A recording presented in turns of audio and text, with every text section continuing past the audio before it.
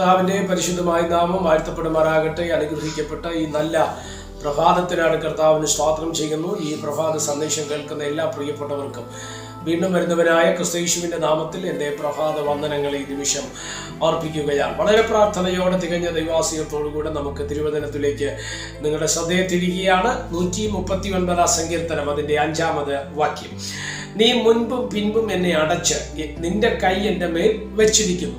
ദൈവിക സുരക്ഷിതത്വത്തെ, ദൈവിക പ്രൊട്ടക്ഷനെ വെളിപ്പെടുത്തുന്ന ഒരു വാക്യമാണ് നമ്മൾ ഈ വാക്യത്തിലൂടെ മനസ്സിലാക്കുവാൻ തക്കവണ്ണം കഴിയുന്നത്. ദൈവത്തിൻ്റെ കാവൽ, ദൈവത്തിൻ്റെ സംരക്ഷണം എന്ന് പറയുന്നത് ആഴമുള്ളതാണ് അല്ലേ?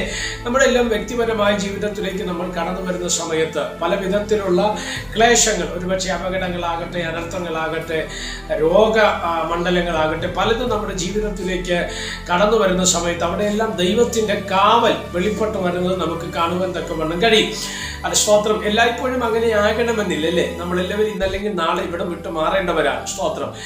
നമ്മുടെ സമയം പ്രീസലോ എന്നുള്ളത് വ്യക്തമാണ്. അതുകൊണ്ടൊക്കെയാണ് തിരുവചനം പറയുന്നത്, എൻ്റെ നാളുകളെ എണ്ണുവാൻ തക്കവണ്ണം എന്നെ പഠിപ്പിക്കണമേ എന്നൊക്കെ തിരുവചനം പറയുന്നതിൻ്റെ കാര്യം അതാണ്. എന്നാൽ ദൈവത്തിൻ്റെ സമയമല്ലെങ്കിൽ, സ്തോത്രം, ദൈവത്തിൻ്റെ സമയമല്ലെങ്കിൽ നിശ്ചയമായിട്ടും ലോകത്തിനോ പൈശാചിക ശക്തികൾക്കോ രോഗത്തിനോ അപകടങ്ങൾക്കോ അനർത്ഥങ്ങൾക്കോ നമ്മളെ ഒന്നും ചെയ്യാൻ കഴിയത്തില്ല. അപ്പൊ അതുകൊണ്ടൊക്കെയാണ് പലപ്പോഴും പല അപകടങ്ങൾ, നമ്മൾ മരണത്തെ മുഖാമുഖമായി കണ്ട അപകടങ്ങൾ പോലും അത് സ്തോത്രം ശരീരത്തിൽ ഒരു പോറൽ പോലും ഏൽക്കാതെ, ഒരു രോഗം പോലും നിലത്ത് വീഴാത്ത രീതിയിൽ ദൈവത്തിന്റെ കരുതൽ വെളിപ്പെട്ടു വന്ന് നമ്മൾ കണ്ടിട്ടില്ലേ?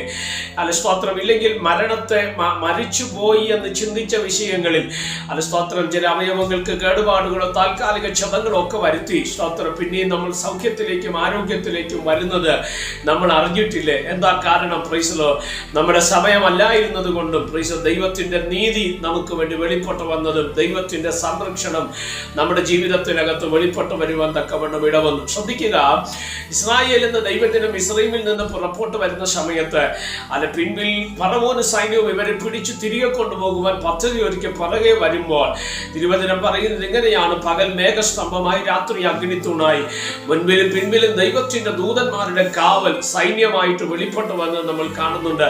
പുറപ്പാട് പുസ്തകം നമ്മൾ പഠിക്കുമ്പോൾ ഒരു രാത്രി മുഴുവനും ഇസ്രായേലും മിസ്രയീമിനും അടുക്കാതെ വണ്ണം ദൈവം ദൂതന്മാരെ അയച്ച്, സൈന്യത്തെ അയച്ച് ഇവരെ തമ്മിൽ വേർതിരിപ്പാൻ തക്കവണ്ണം ഇടയായി എന്ന് പറഞ്ഞാൽ ഒന്നുകൂടെ ഇറങ്ങി പറയാം. സ്തോത്രം. പിടിക്കുമെന്ന് ചിന്തിച്ച വിഷയത്തിനകത്ത് പോലും മിസ്രയീമിന്റെ കൈ ഇസ്രായേൽ ജനത്തിന്റെ പുറത്ത് പെടാതെ വണ്ണം ദൈവത്തിന്റെ കാവൽ വെളിപ്പെട്ടു വന്നത് നമ്മൾ കാണുന്നുണ്ട്. ഇതാണ് ദൈവത്തിന്റെ കരുതൽ എന്ന് പറയുന്നത്. അതാണ് ഈ വാക്യം. മുൻപും പിൻപും അടച്ച് ദൈവം നമ്മെ സൂക്ഷിക്കുന്നവനാണ്. സ്തോത്രം. മുൻപിൽ ഒരുപക്ഷെ ശത്രു കാണുമായിരിക്കാം, ഇല്ലെങ്കിൽ നിന്റെ പുറകിൽ നിന്നുള്ള ആക്രമണം, രണ്ടു വഴികളിൽ നിന്നുള്ള ശ്രദ്ധിക്കണമേ. മുൻപിൽ വരുമ്പോൾ പലപ്പോഴും ഫേസ് ടു ഫേസ് ആണ്, നമുക്കത് ഒരുപക്ഷെ മനസ്സിലാക്കുവാൻ തക്കവണ്ണം കഴിയും. പക്ഷെ പുറകിൽ നിന്ന് വരുന്ന വിഷയങ്ങൾ ഒരുപക്ഷെ നമുക്ക് മനസ്സിലാക്കാൻ തക്കവണ്ണം കഴിയത്തില്ല. അത് സ്തോത്രം. ശത്രുമണ്ഡലം പലപ്പോഴും നമുക്കെതിരെ ചതിപ്രയോഗങ്ങൾ നടത്താറുണ്ട്. അതാണ് പിൻപിൽ നിന്നുള്ള ആക്രമണം.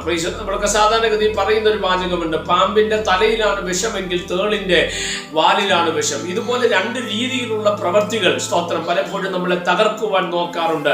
എന്നാൽ സ്തോത്രം, ഒരു കാര്യം ഞാൻ ഈ പ്രഭാതത്തിൽ നിങ്ങളോട് കൈമാറട്ടെ. അത് മുൻപേ വന്നാലും പ്രതികൂലം, പുറകിൽ വന്നാലും ഇത് രണ്ടിൽ നിന്ന് നമ്മെ രക്ഷിക്കുന്ന ഒരു ദൈവമുണ്ട്. അതാണ് നമ്മുടെ കർത്താവ്. അതാണ് പറഞ്ഞ മുൻപും പിൻപും അടച്ച് സ്തോത്രം, ഹല്ലേലൂയ, അവൻ നമ്മെ സൂക്ഷിക്കും. രണ്ട്, നിന്റെ കൈ എൻ്റെ മേൽ വെച്ചിരിക്കുന്നു. ദൈവത്തിന്റെ കരമാണെന്നുള്ള കാര്യം നമ്മൾ എന്ത് ചെയ്യരുത്? മറക്കരുത്. സ്തോത്രം. ദൈവത്തിന്റെ കാവലാണ്. അതിനെ തടുക്കുവാൻ അധികാരമുള്ള ഒരുവൻ ഉലകത്തിലില്ല. അതുകൊണ്ട് ശത്രു സൈന്യം ഒരുപോലെ നമുക്കതിനെ കയറി വന്നാലും അതിന് നടുവിൽ നിന്ന് നമ്മെ രക്ഷിക്കാൻ കഴിയുന്ന ഒരു ദൈവമുണ്ട്. ദൈവത്തിന്റെ കാവൽ അപ്രമേയമാണ്. സ്തോത്രമല്ല, ആർക്കും വർണ്ണിപ്പാൻ കഴിയാത്ത വിധം അപ്പുറമാണ്. അതുകൊണ്ട് ശത്രുവിന്റെ കയ്യിൽ നിന്ന് നമ്മെ വിടുവിച്ച് നമ്മെ രക്ഷിപ്പാൻ കഴിയുന്ന ഒരു ദൈവത്തെയാണ് നമ്മൾ സേവിക്കുന്നത്. അതുകൊണ്ട് ആ ദൈവിക കാവൽ അനുഭവിച്ചുകൊണ്ട് ജീവിതത്തിന്റെ അന്ത്യം വരെ മുന്നോട്ട് പോകുവാൻ സ്വർഗത്തിലെ ദൈവം നമുക്ക് കൃപ നൽകട്ടെ. പ്രാർത്ഥിക്കാം. പരിശുദ്ധനായ ദൈവമേ, സ്വർഗീയ നല്ല പിതാവേ, അനുഗ്രഹീതമായി നല്ല സമയത്തിനാണ് ദൈവത്തിന് സ്തോത്രം ചെയ്യുന്നു. ഈ സന്ദേശം കേൾക്കുന്ന എല്ലാ പ്രിയപ്പെട്ടവരെ തൃക്കരങ്ങൾ തരികയാണ്. ഈ സന്ദേശം നിങ്ങൾക്ക് അനുഗ്രഹവും ആശ്വാസവും ദൈവിക കരുതലിനും ദൈവിക സംരക്ഷണത്തിനും ഈ സന്ദേശം കാരണമാകട്ടെ. ദൈവത്തിന്റെ കരുതൽ എന്തെന്ന്, ദൈവത്തിന്റെ സംരക്ഷണം എന്നും തിരിച്ചറിയുവാൻ അവിടുത്തെ മക്കളെ ദൈവം സഹായിക്കണം. ആയിരങ്ങൾക്ക് പതിനായിരങ്ങൾക്ക് ഈ മെസ്സേജ് പ്രയോജനപ്പെടുവാൻ ദൈവം ഇടയാക്കണം. മഹത്വം അങ്ങേക്ക് യേശു കർത്താവിന്റെ നാമത്തിൽ തന്നെ. ആമേൻ. എല്ലാവരെയും ദൈവം അനുഗ്രഹിക്കട്ടെ. God bless you.